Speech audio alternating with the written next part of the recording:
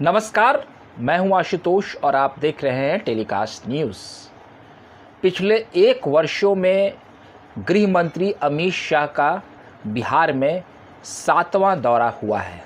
जी हां, रविवार को मुजफ्फरपुर में गृह मंत्री अमित शाह बीजेपी के कद्दावर नेता आए और उन्होंने एक जनसभा को संबोधित किया।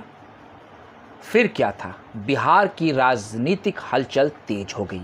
उन्होंने बिहार के मुख्यमंत्री नीतीश कुमार पर एक एक कर कई हमले किए।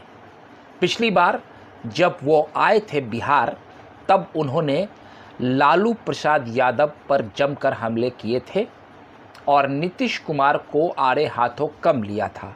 उस वक्त ये भी कयास चल रहे थे कि क्या नीतीश कुमार फिर पलटी मारेंगे, क्योंकि दिल्ली में उनकी मुलाकात नरेंद्र मोदी से G20 के सम्मेलन के दौरान हुई थी और उन्होंने अमेरिकी राष्ट्रपति से नीतीश कुमार की मुलाकात भी करवाई थी। लेकिन इस बार गृह मंत्री अमित शाह का अंदाज बदला था। वो आते ही नीतीश कुमार को पलटू राम कर संबोधित करने लगे।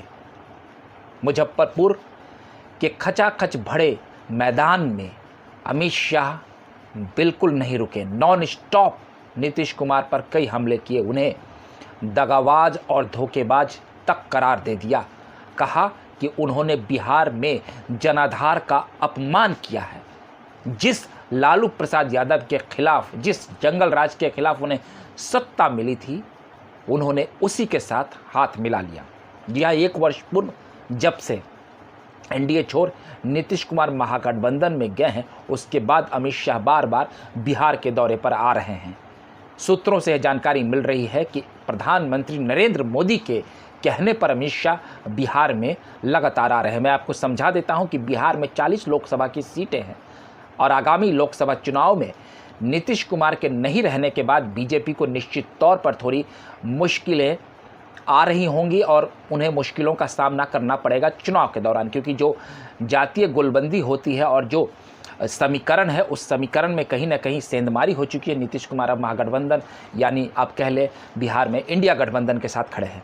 ऐसे में नीतीश कुमार को हराने के लिए, या ये कहें कि बिहार में लालू प्रसाद और नीतीश कुमार की जोड़ी को हराने के लिए बीजेपी लोकसभा चुनाव में ज़्यादा मेहनत कर रही है। ऐसे में अमित शाह से बेहतर बीजेपी का कोई खिलाड़ी नहीं होगा जो यहाँ आकर पिच पर ज़ोरदार बल्लेबाजी करे। सीमांचल के इलाके में भी उन्होंने अपनी जनसभा की है, मुजफ्फरपुर के इलाके में उनकी जनसभा हो रही है। तो जो पूरा इलाका है वो आप कह सकते हैं फ़िलहाल जो बिहार में महागठबंधन या इंडिया अलायंस का जो गठबंधन है वो डोमिनेटेड है, क्योंकि लालू प्रसाद यादव की पार्टी राजद के रहने से आप मुस्लिम और यादव समीकरण इंटैक्ट हो जाता। वहीं नीतीश कुमार के रहने से कुर्मी कोयरी लवकुश समीकरण भी इंटैक्ट है। ऐसे में बीजेपी पूरे तरीके से बिहार में गोलबंदी में लग चुकी है। आपको मैं बता दूं कि पिछली बार लोकसभा चुनाव में जब नीतीश कुमार बीजेपी के साथ थे तो बिहार में 40 में से 39 सीटें एनडीए के खाते में गई थी।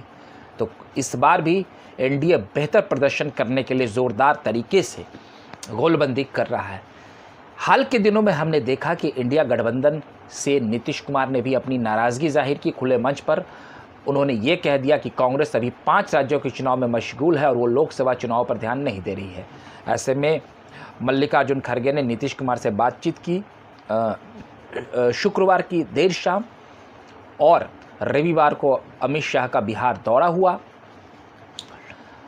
और सुबह सुबह नीतीश कुमार भी काफ़ी अलर्ट थे। वो जदयू के राष्ट्रीय अध्यक्ष ललन सिंह के पास गए और जैसे ही अमित शाह ने बिहार सरकार पर, लालू यादव के जंगल राज पर और नीतीश कुमार पर भी कई पर्सनल अटैक्स किए, उसके बाद बिहार की राजनीति बिल्कुल ही गर्म हो गई। जदयू के राष्ट्रीय अध्यक्ष ललन सिंह ने भी फौरी तौर पर एक प्रेस कॉन्फ्रेंस कर दी, क्योंकि अमित शाह ने जातीय जनगणना पर भी बड़ा बयान दिया। उन्होंने कहा कि जिस जातीय जनगणना को लेकर बिहार की नीतीश सरकार और राजद पीठ थपथपा रही है, उस वक्त बिहार में नीतीश कुमार के साथ बीजेपी सत्ता में खड़ी थी और बीजेपी के इशारे पर, या कह लें आप बीजेपी के सहयोग से ये जातीय जनगणना जो हुई है बिहार में हाल के दिनों में, उसके समर्थन से, उसके सहयोग से ये गणना हुई है। ऐसे में जदयू काफ़ी बौखला गई और जदयू के राष्ट्रीय अध्यक्ष ललन सिंह मीडिया के सामने आए और उन्होंने बीजेपी पर कई